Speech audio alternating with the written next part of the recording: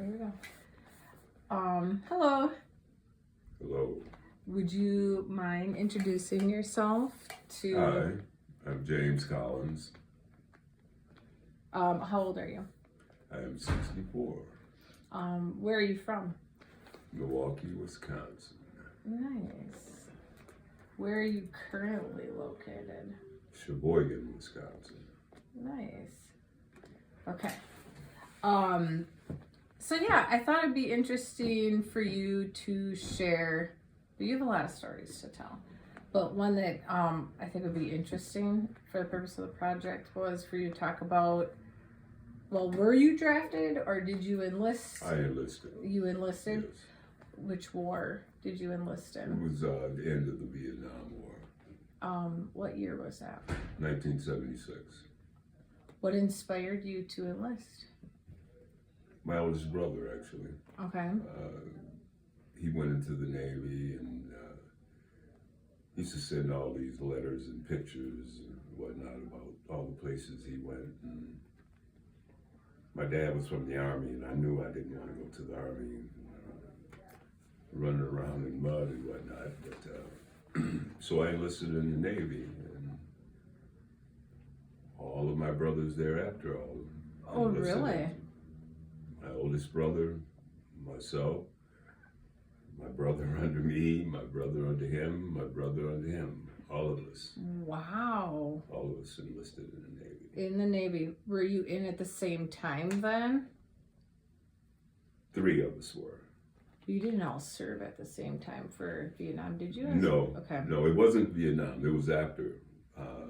Vietnam was over, but when I went in, they were doing the evacuation, bringing Vietnamese over to the United States, to relocate them. Mm-hmm. And my oldest brother was getting out of the Navy when I enlisted. I had been in maybe a year, then my brother under me, he enlisted. About 6 months after my younger brother, then the third oldest, or youngest, he enlisted. Wow. So it went just right on down the line to the youngest. And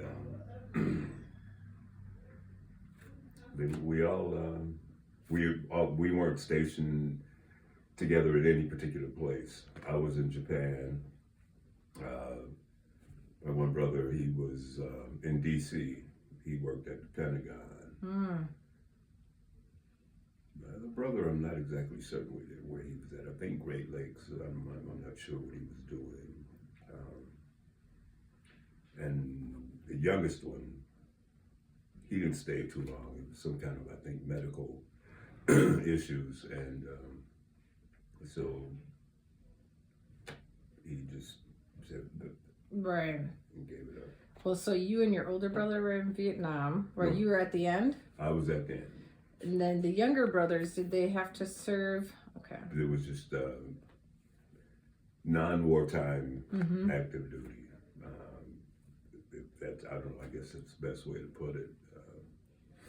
But it was rough, but I enjoyed it. You know, I got a chance to visit a lot of places that I know I'd never be able to afford to go to. Right. But it was an experience that I will always cherish, you know. And so positive. Yes. How did you imagine military life before you joined versus after being in the Navy? I guess I wrote military, I should have wrote Navy. Well, I guess maybe I was looking at it from my oldest brother's standpoint, because everything all the letters and pictures and whatnot, glamorized. Yeah, it was like, Shangri-La, but it was rough. I mean, you had to work. Plus, I was in an aircraft carrier. I was on a floating city. You're talking about 4,000 people. it's a lot of work. Mm-hmm. A lot of work. So you and your older brother then didn't have to actually physically. You were more on the ocean, right? A lot. Okay. I did go to Vietnam, but I did not fight in Yeah. Vietnam. Like I said, when I was there, they were in the process of evacuating, Mm-hmm. which that was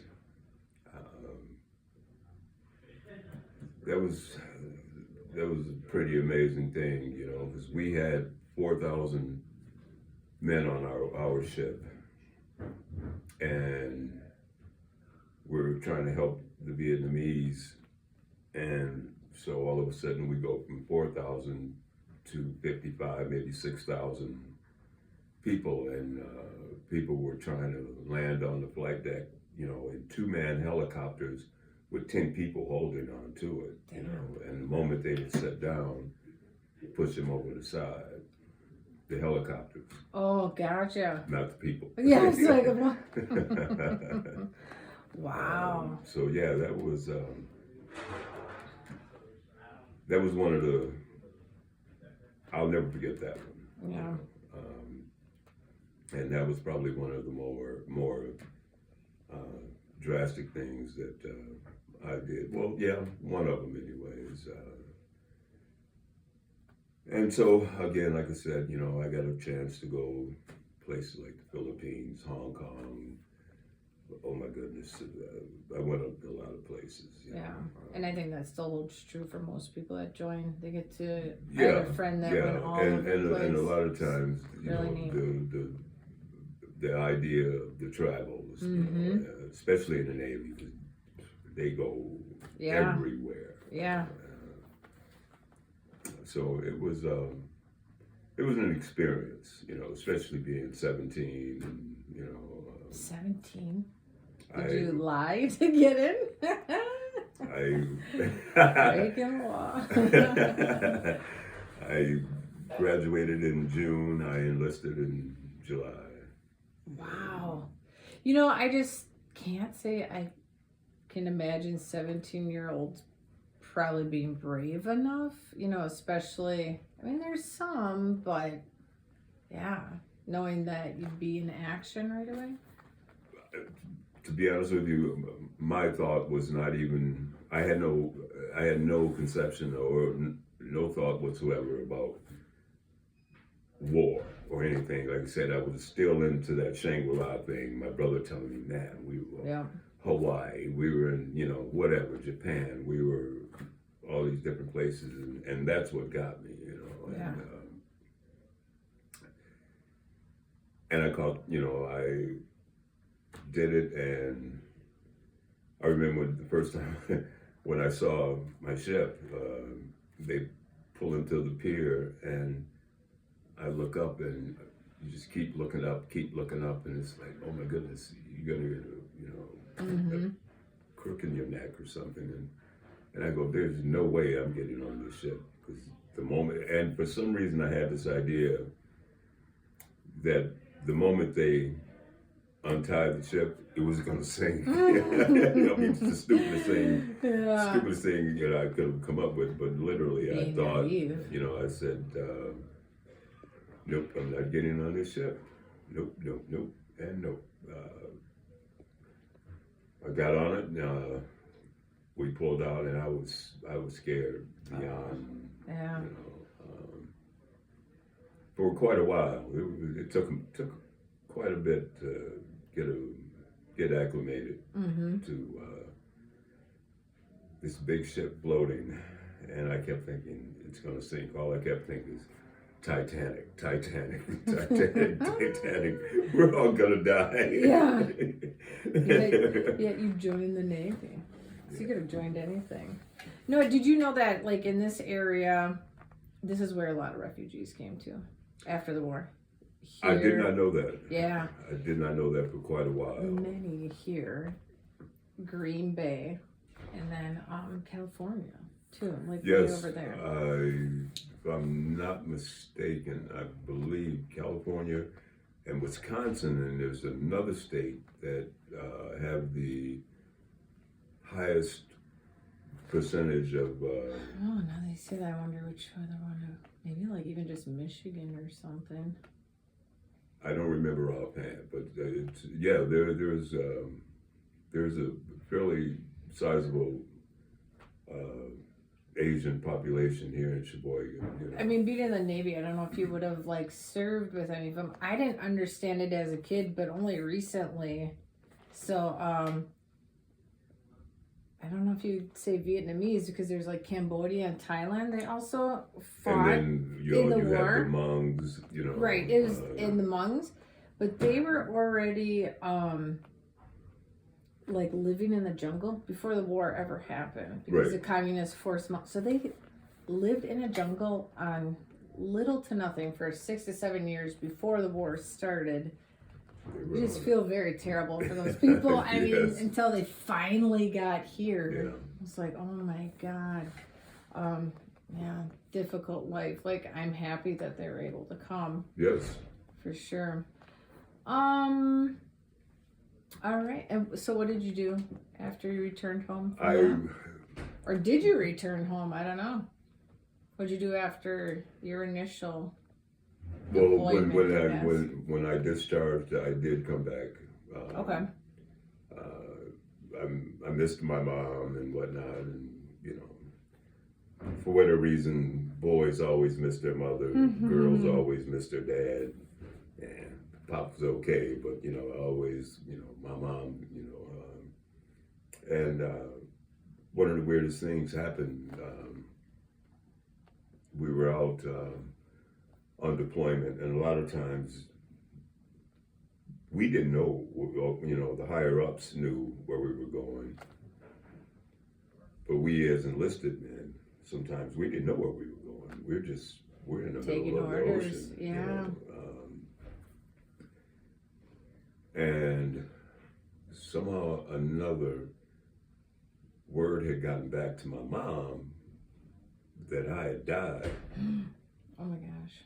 That I had been killed. I don't know how it was that I was supposed to have died, but we got back, we pulled into port, and first thing I wanted to do was call Mom and say hi, because I hadn't spoken to her in a few months, and she answered the phone, and I was, hey, Mom, and she, what? And she calls me by my full name, and I'm like, whoa, I don't, what, this is not good, you know? Yeah. And she says, what are you doing? You know, she said, we've been trying to find somebody in the military to help us find your body. I'm like, what do you mean find my body? My body is with me right here, you know? And she said someone had called her, and all these years I was never able to figure out where that phone call or who initiated I don't know. A mix-up, probably. That was really, oh my God. Yeah, that was really, really weird. Probably one of the weirder experiences. At least for your mom, that's probably like a dream come true, because it's like, yeah, you know, you never want to believe stuff like she that. was, you know, oh my gosh. she's telling me all this stuff, you know, we didn't know where you were, and I'm trying to find, you know, my baby's body. And oh my gosh. Like, Mom, your baby's body is right here talking to you, you know. And, yeah, she was probably happy to see yeah, she was pretty cool with that, you know. So after you went back to Milwaukee, what did you do? Sounds like you've been to a lot of states. I just kind of did nothing really for maybe, I don't know. I don't even think it was quite a year. I was like, I got to get back into the groove again, and because I'd spent a little time just prior to being discharged from the Navy. They sent me back stateside. They sent me to California, San Diego, as a matter of fact. And so the last year of my enlistment, I was a salt boat coxswain. Okay. Which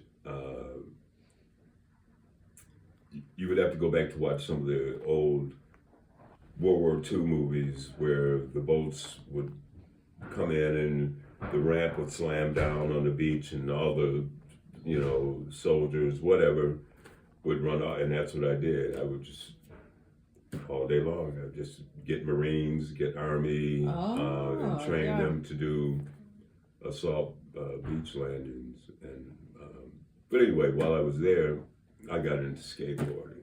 Oh, really? Big time. Big time. Let's go to the skate park. There's one right up there. Have you gone? There's a really good one, only a few blocks from here. Not happening, but it's so cool. Yeah, it was. In California would have been like the coolest that's where place. I was at. So here I am. I'm skateboarding. I skateboarded with Tony Hawk. He's the dude that he knows who I'm talking about. Probably. Yeah. He's a little Tony Hawk, Jay Adams, and there was this Asian guy, and these cats were just unbelievable. We would go skateboarding in the pools, empty swimming pools, and I couldn't do anything anywhere near close to what they were doing, man. And it was just phenomenal, but I loved it. So anyway, I kind of fast forward and I go back to when I get to Milwaukee. I had my skateboard, and my youngest brother, he thought that was the coolest thing. I had this skateboard, and the bottom of it had a cross, and it was a dragon wrapped around the cross, and it had Dogtown on it. And that was the name of the company at the time. And I'd stuck a little money into the skateboard, and so my brother decided he wanted to check it out. So in Milwaukee on Capitol Drive, anyone that's familiar with Milwaukee knows Capitol Drive is 40, 45 miles an hour. Yeah. He gets pulled over. He gets a speeding ticket on my skateboard. I was just going to say, on the skateboard? On my skateboard. He got a speeding ticket. Who's going, how fast could he have been going? Over 45. Whoa! I couldn't believe it, but he did. He got a speeding ticket. I don't know whatever happened about that, but I was like, "You're crazy. There's no way." But sure enough, he did get a ticket. So you go skateboarding in Milwaukee too? There was no parks there. No, yeah. So it was just wherever, I'd go to the playground or whatever. Parking lots or something? Wherever. And so that's what I did for a little while. And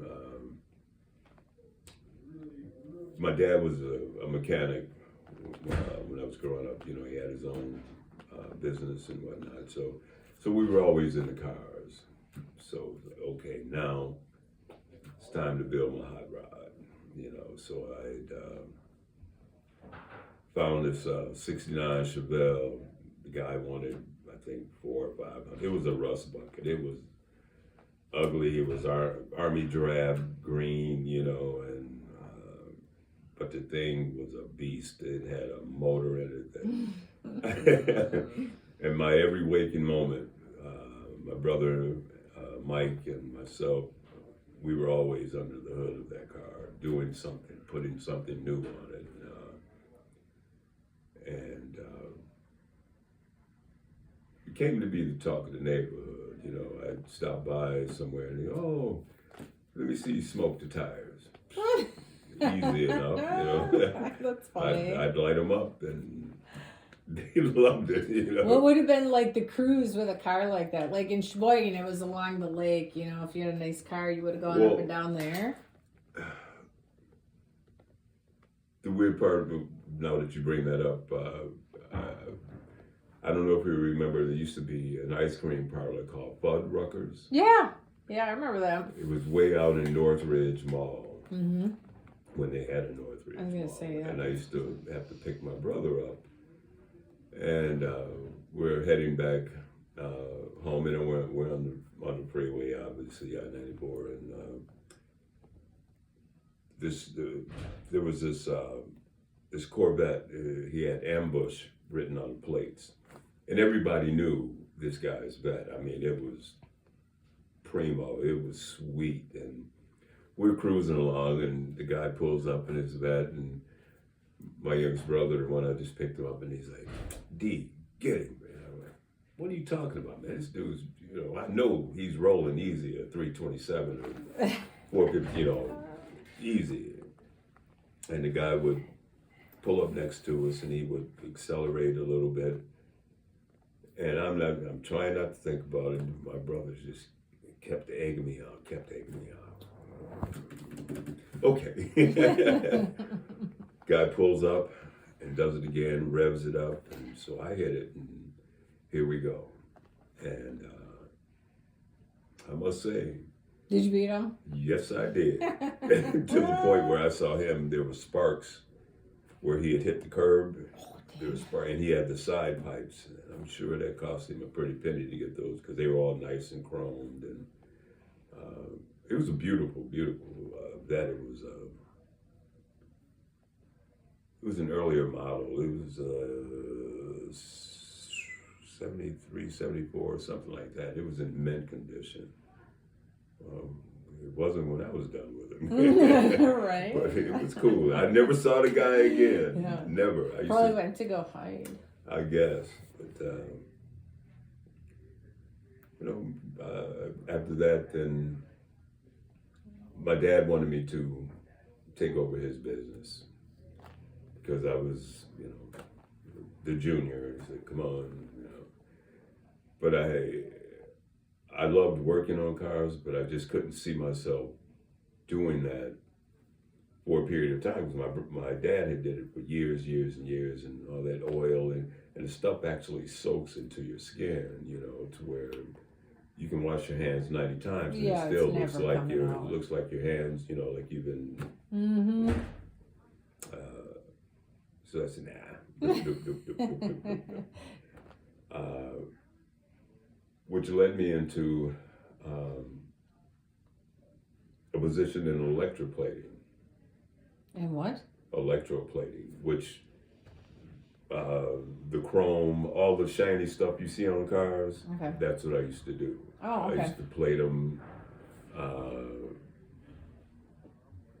Mostly we were doing like custom autos, because they want their side pipes, they want the headers all chrome, and we were doing belt buckles, and if it was chrome, we did it. It was a place called S.K. Williams in Sheboygan. In Milwaukee. I'm sorry, and that was a lot of fun. I did that for I think 4 years till I became the head chemist. Got pretty good at chemistry for not having any formal knowledge, formal schooling. Right, it's difficult. I loved it. I did. I loved it. I remember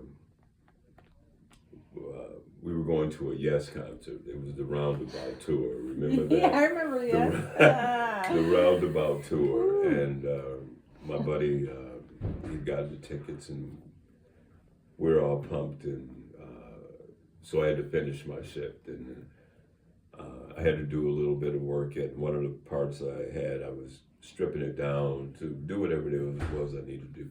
The part fell off the hook, fell into a bucket of acid. Okay. And it splashed and hit me in the face. Oh my God. And that was not nice at all. Mm-hmm. Good thing I was wearing safety glasses. One of the few times that I actually did wear my safety glasses. Yeah.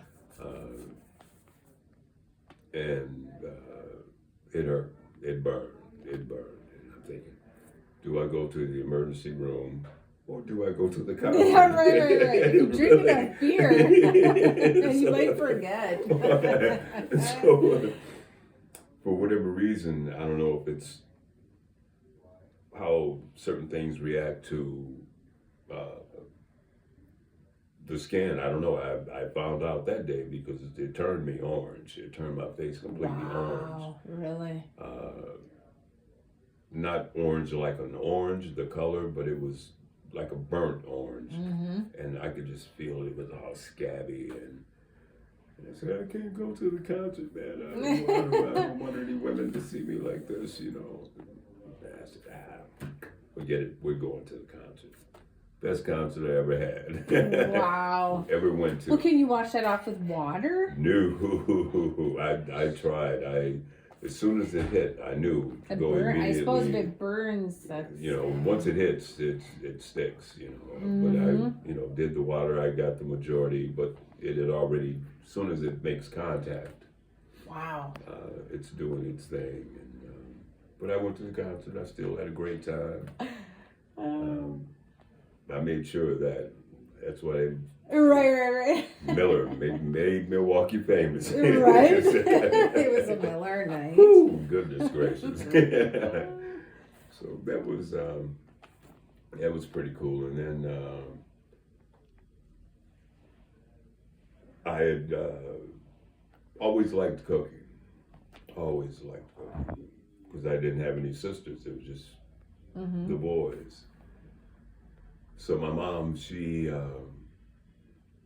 had gotten hired at Harley-Davidson as one of the first African-American females Harley-Davidson ever hired as a welder.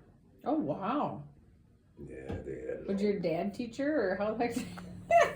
I don't know which wow. I don't know, but impressive. She did it, so they had a big to-do in the Milwaukee Journal back then and all that stuff and whatnot. So, but she worked third shift. So what she would do is that she would get everything done prior to her going to work. And when we got home from school, she would leave me a note to tell me what to do. You know, put it in the oven for blah, blah, blah. I don't know, because I was used to mom cooking, breakfast, everything, lunch, dinner, the whole nine, and so I did it, and I remember the first time I did what she asked me to do, and I put it on the table, and I left it there. I wouldn't even eat because I wanted to see who was going to fall dead first, But they didn't, and then for some reason, I just started just watching her and watching her and watching her, and that got me into serious cooking. I mean, I did a lot of things in between before I actually got into the serious cooking scene. But that was it. That's what started me in my cooking career. It was my mother. As I'm sure everybody, any chef or cook, whatever, will say, oh, my mom, my grandmother, this and that and the other. Yeah, it all depends. So, did you go to school for that, or did you just do experience? All through experience. Okay. My grandmother was Cherokee. She was full-blooded Cherokee, and she lived in Arkansas, and I used to spend the summers with her, and she treated me like a baby, which was okay by me. Right. Come on, Grandma. And I learned a lot of stuff from her, and just through, once I got into it, I just started reading books, and nothing, Gourmet Magazine was my favorite book, Gourmet Magazine, Taste of Home, all of these things.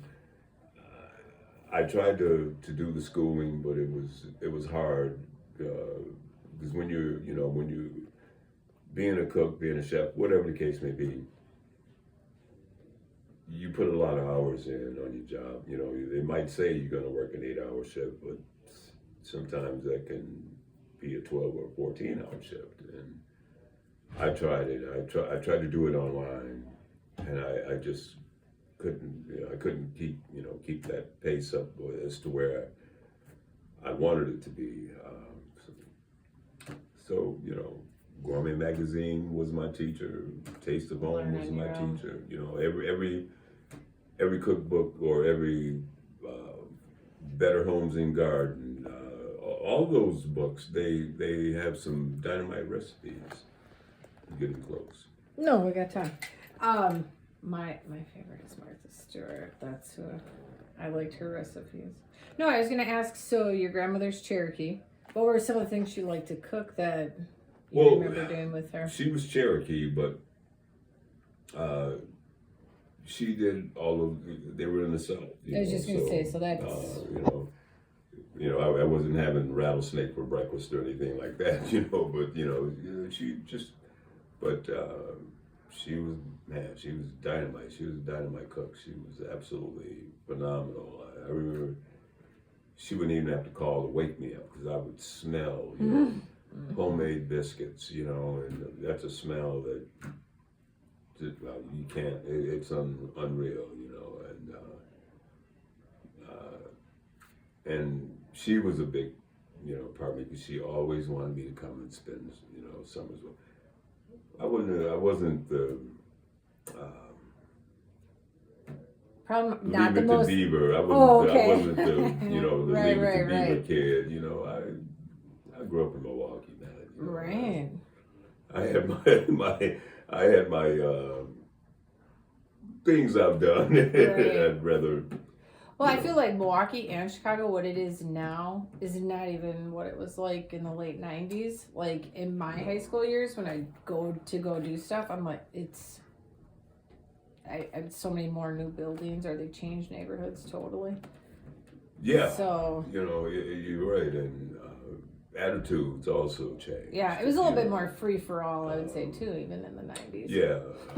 Everybody... I guess coming into their own, especially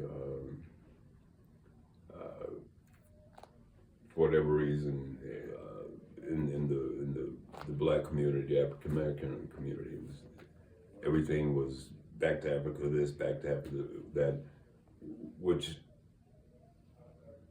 actually a lot of us we might have some African in us, but we're all mixed with something. Mm-hmm. I don't care who you are. You got some European in you. Oh, I would say. You can, and I know my sister had started doing the family tree or something, and so none of us are 100% what we say we are, or what we think, or what's told to us, by our parents or our ancestry or whatever the case may be. Mm-hmm. But yeah, the 90s were pretty crazy, No. You're bringing me to the Jeffrey Dahmer thing. Oh, I was gonna lead to that. Well, here's the thing. So, before you left Milwaukee, you lived in that building? Is that, because would you say that after that? After that, yeah. Probably left after Wisconsin? when once they got Jeffrey, once they got him, then my mom decided, she had enough of Milwaukee. Oh, what a terrible. So she packed up and. Oh, so she left too. She packed up and she went back down south to Arkansas. Oh, interesting. I stayed, and as far as I was concerned, quick as it happened, people were still talking about it only because it was all over the news, and which I found somewhat humorous. It wasn't funny about the people being, because I remember sensationalized, I suppose. Yeah.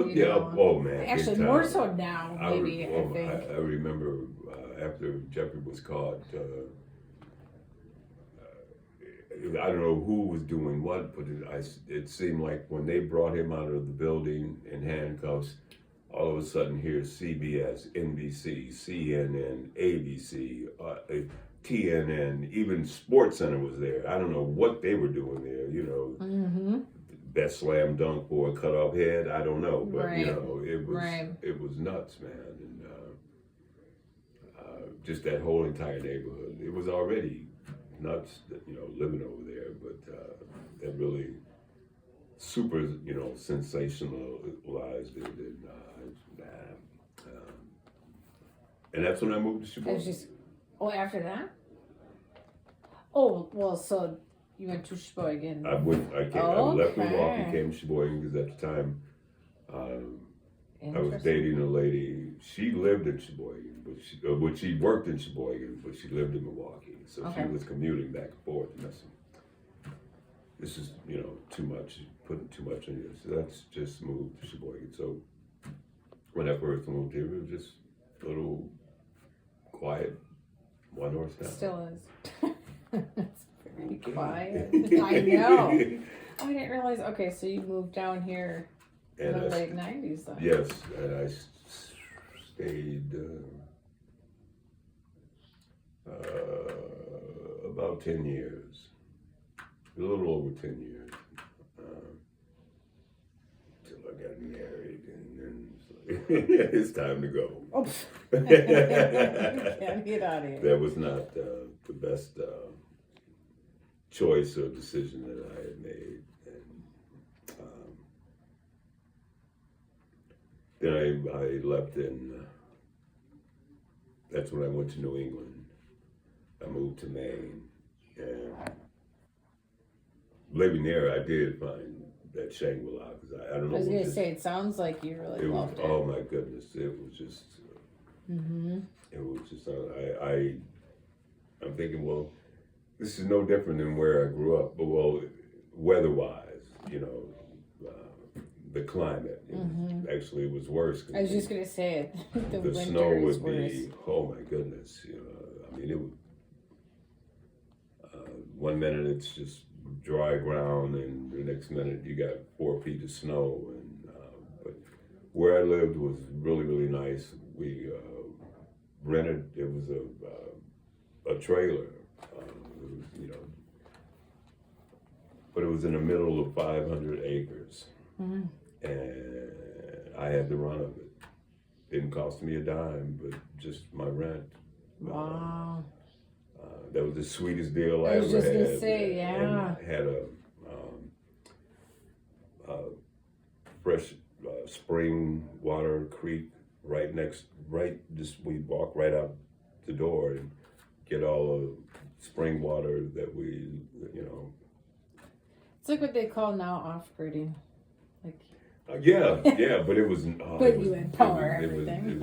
It was beautiful, and wake up, you know, to having deer in your front, you know, just right up 10 feet away from me out the window, you know, all these deer and wild turkey and bears, you know. And, well, I didn't want to see them too much, but there were a few out there. Thank goodness I never had to.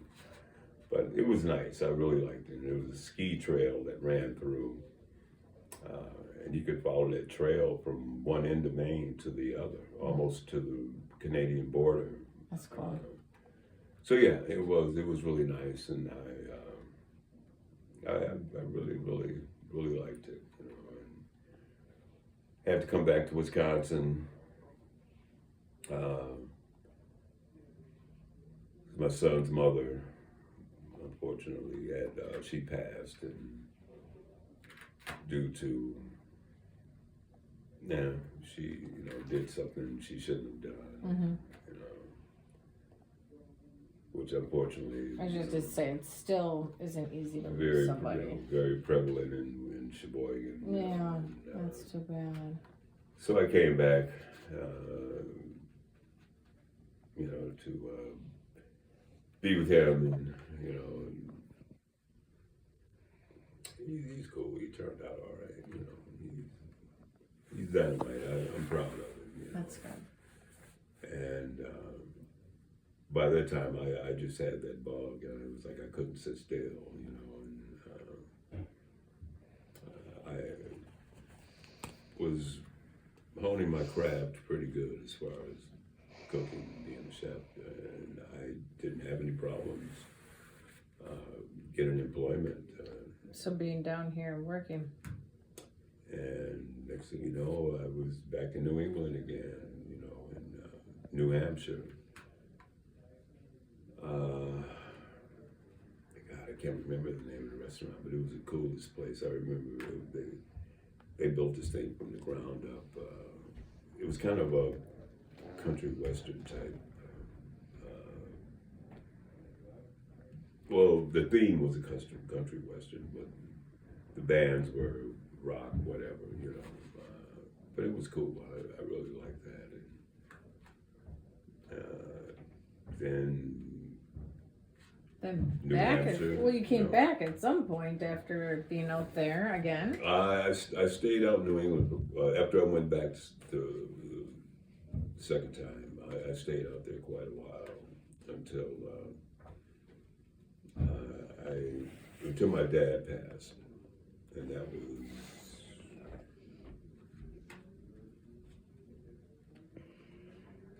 17 or 18, about 2017 or 18, something like that. He passed. I came back home and went to Texas because my mom moved. By that time, she had moved from Arkansas to Texas.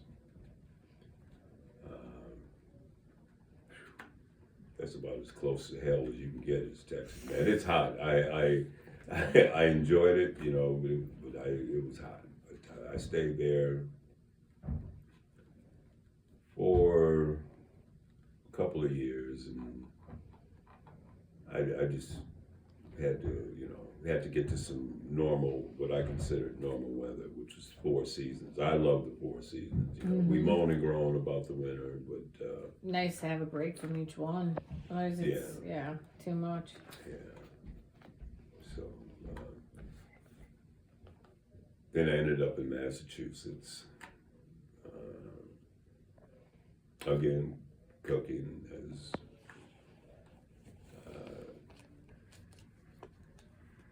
I was this place called, I'll never forget, it was really cool, the Midnight Blues Club. Really, that was really a cool job because I got to hear all this really cool blues music and for free, and you know, cooking.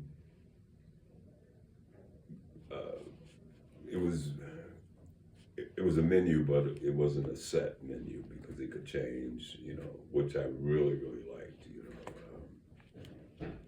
And the place got, I guess, a little too popular because the guy sold it and moved to a different location, and I just didn't want to follow. I wanted to, but it was like, it just wasn't feasible, and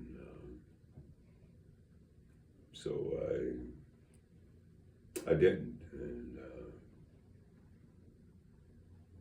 and I was working myself to the bone, and that's when some of my medical issues or my health issues started to arise, and